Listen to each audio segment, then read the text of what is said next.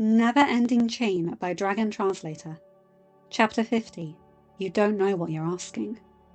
They reached the far sea stacks, landing on one that had several in a row after it. The line of stacks stretched far out from what was considered Burke's waters into the ocean. It had been the farthest of those that Hiccup saw when he and Toothless brought Johann and the two female Night Furies back. The third in from that last one had been where Fishlegs informed him of the invasion. Funny how a day could change everything. The male Night Fury began. Yes, the distance is good. He turned to face Sharpshot and Sneaky, who sat upon Stormfly's back.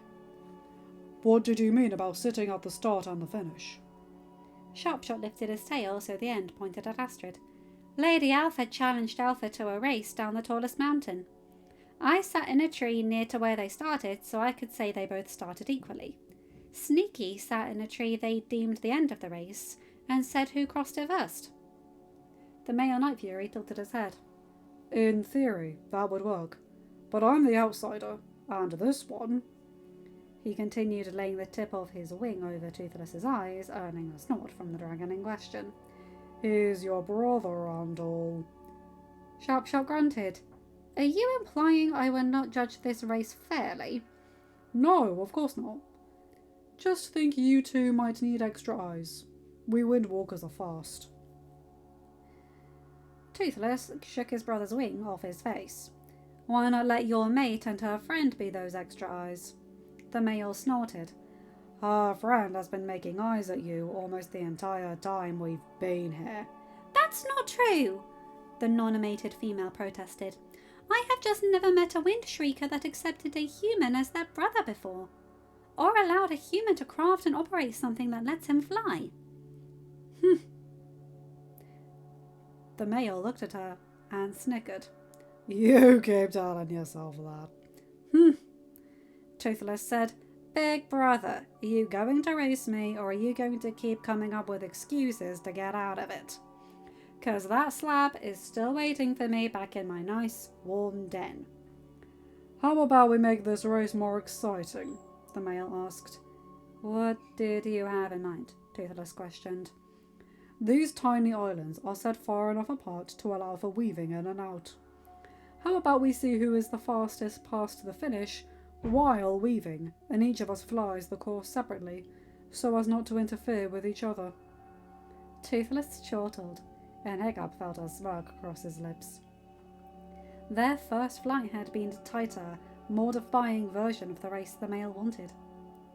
Hiccup wondered if the male knew what he was getting himself in for. Hiccup noted that even before Gita came and unlocked everyone's memories, he and Toothless seemed to become one entity when flying. Hiccup never needed to think.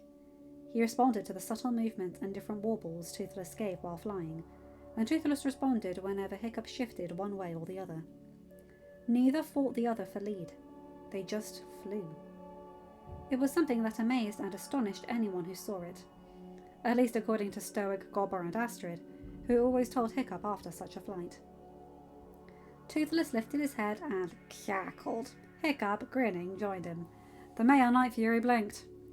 You really don't know what you're asking for, Stormfly said. Sister, shall we take Sneaky to the end? Astrid smirked. Sharpshot hopped off, landing upon Toothless's back and right behind Hiccup. Stormfly gave Hiccup a half bow before stepping back and flaring her wings. She rose, Astrid and Sneaky upon her back, and flew down the line of sea stacks. The two female Night Furies rose and flew to join them at the end stack.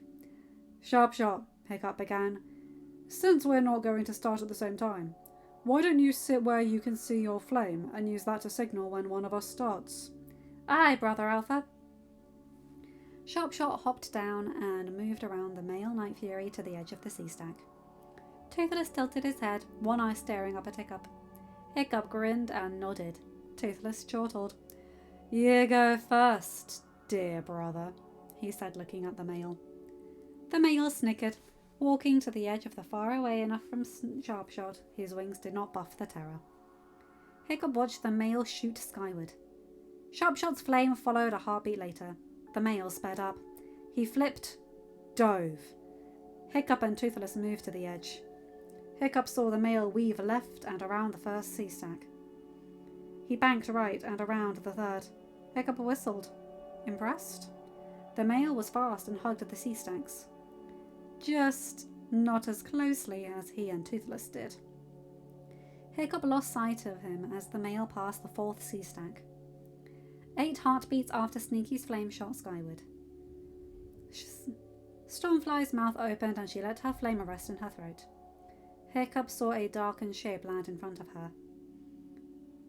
Stormfly closed her mouth. Sharpshot looked up at Hiccup and Toothless. Make him eat his words. Hiccup smirked, and from the tilt of Toothless's head, he knew the dragon was giving their brother his gummy smirk. Hiccup leaned over Toothless's back. Relaxed. He tapped Toothless's neck with one finger. Toothless shot up. He heard Sharpshot's flame. He felt the wind.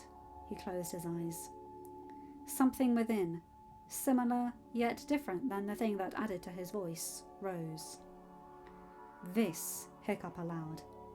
This, Hiccup welcomed. He noticed it rising each time he and Toothless flew, even before Gita came to live with the tribe.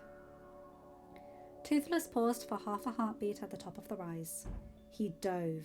Hiccup clicked the tail fin without thought. He felt Toothless tilting left. He clicked the tail fin accordingly. Toothless tilted right. The tail fin clicked. All too soon, Toothless rose. Hiccup heard Sneaky's flame. He heard Stormfly's squawking chortle. He heard Astrod's cackle. He heard two Night Furies snicker. Hiccup leaned right. Toothless spun. At the apex, Toothless dove, past the top of the sea stack. Hiccup heard many questioning warbles.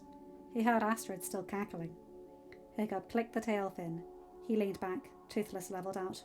Rose. Spun. Hiccup felt the sensation of being upside down. He tilted his head back. Watched those on the sea stack below gazing up at him and his brother. Toothless flipped. Banked slowly right.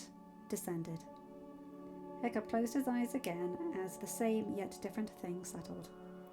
Hiccup heard Toothless coo and felt his brother shift under him. Hiccup opened his eyes. The male Nada was staring at them with a strange expression on his face. I concede defeat, the male said, an odd tone in his voice. You are still the fastest out of the two of us, little brother. Toothless gave a loud, warbling laugh. Told ya! Now that slab of mine is yelling my name. I'm going to go and answer it. End of chapter. Hi guys, hope you enjoyed this one. That was a fun one. I like the race between them. And the brotherly banter is beautiful. And apparently the female Night Fury is giving Toothless eyes. I've had a busy few days at work, so I'm sorry if my uploading schedule's been a bit all over the place. Basically, one of my colleagues is on holiday and she does a ton of shifts, and now her shifts are being given to me and another colleague. So what can you do? Anyway, you guys know the drill. Like, comment and subscribe and hit that bell to get notified for whenever I upload a new video. Have a good day, night, or whatever I upload a new video. Bye my eyes, guys, and non-binary pals. I'll see you in another video. Take care.